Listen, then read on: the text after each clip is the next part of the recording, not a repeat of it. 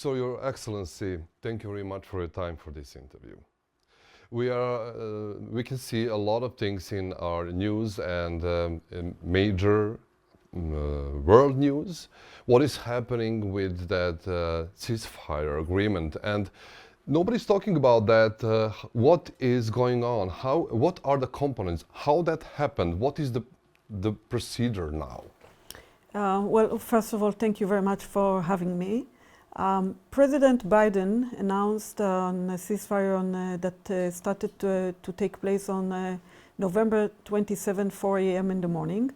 And since then, we have a temporary ceasefire where, according to the agreement reached with the mediation efforts of international partners, and we are very much grateful for the U.S. administration to lead these efforts, within the next 60 days, the Israeli troops will withdraw to the border between Israel and Lebanon, and the Hezbollah armed forces, the remaining Hezbollah armed forces, will move north to the Litani River, and all the area of southern Lebanon will be with no illicit presence of terrorists or weapons.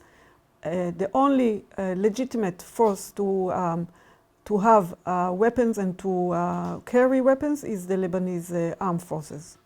So, and you said it is temporary peace agreement, but what will happen? How can that be in a long-term way? I mean, how can that be forever, if I may say so? First of all, I mean, there is the UN resolution 1701 that all parties are still committed to its full and effective implementation, and it's very important to mention the word effective because so far the implementation and the enforcement of this resolution was not the way it should have been.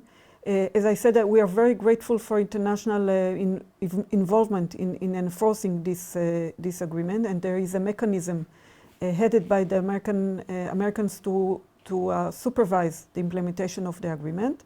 And of course, we are very grateful to UNIFIL contributing countries that will help in implementing and enforcing this resolution, including Serbian forces that are, there's a big number of Serbian forces part of the UNIFIL in South Lebanon that will be responsible for enforcing the resolution.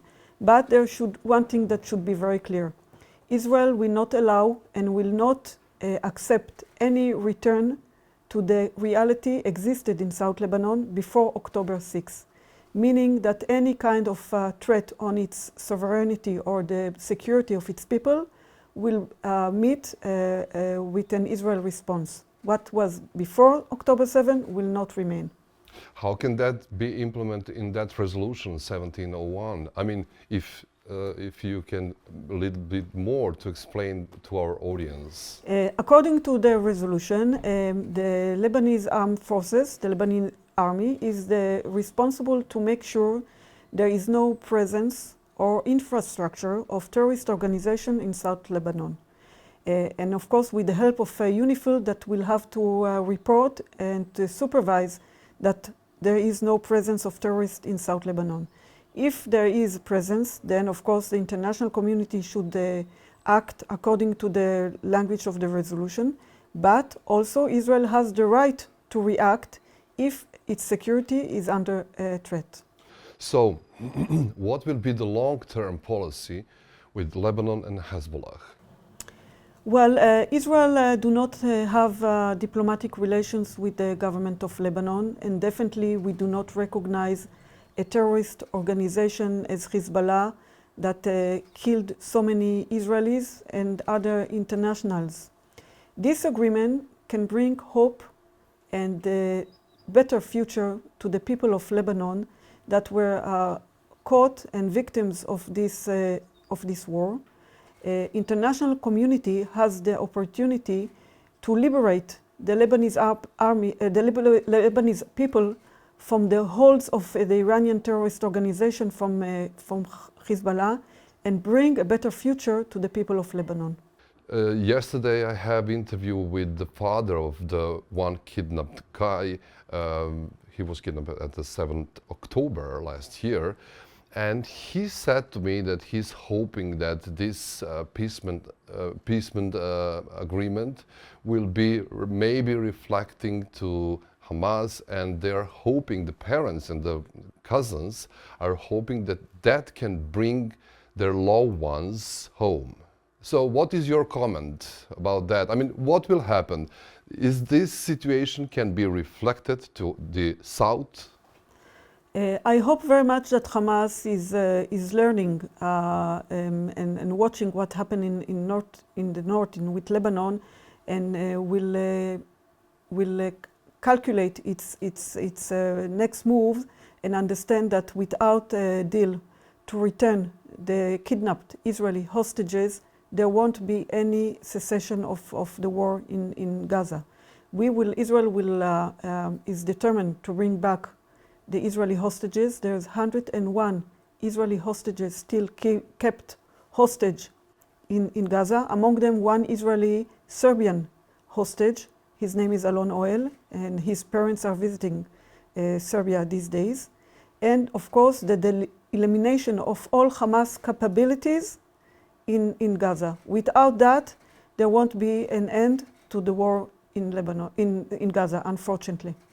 There is a lot of pressure to Israel nowadays. I mean, not just because of those situations, but even more. International Criminal Court issued the arrest warrant for Prime Minister and the former Minister of Defense. So what is the opinion and what is the stance of the rest of the government about that? The Israeli government rejects and opposed the warrant issued by ICC. We see this move as a political one, a one that serves the hands of terrorist organizations, Hamas, and those terrorists that try to eliminate the state of Israel. There's no comparison between the Israeli government, a democratic elected government, and a terrorist organization as Hamas. And it's a shame that the court, a very prestigious international court, was taken as a political tool in the hands of those opposing the right of Israel to exist. The Israeli government decided to appeal to the court against this recent decision. And what about people? Let's talk about people. I mean, citizens of Israel. What are they saying and what kind of atmosphere is there because of all of these situations? Well, I'm very proud of the Israeli people's strong belief and resilience that Israel will, in these hard times, it's not a secret. This is one of the hardest times in the history of the State of Israel since its establishment. In October 7 itself, we lost 1,200 innocent civilian people that were killed in this horrible day.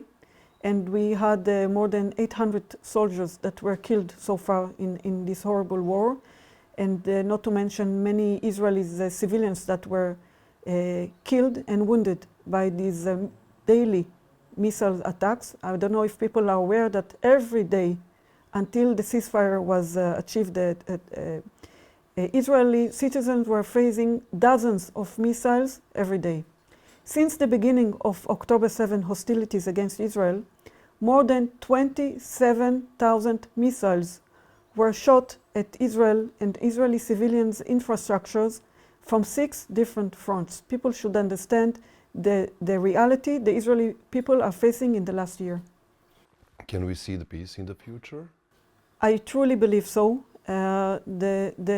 What is needed is the acceptance of our neighbors in the region, the acceptance of the right of Israel to exist here. So far, what Israel is doing in the last year is fighting for its right to stay and exist in the Middle East. Thank you very much for your time. Thank you very much for having me.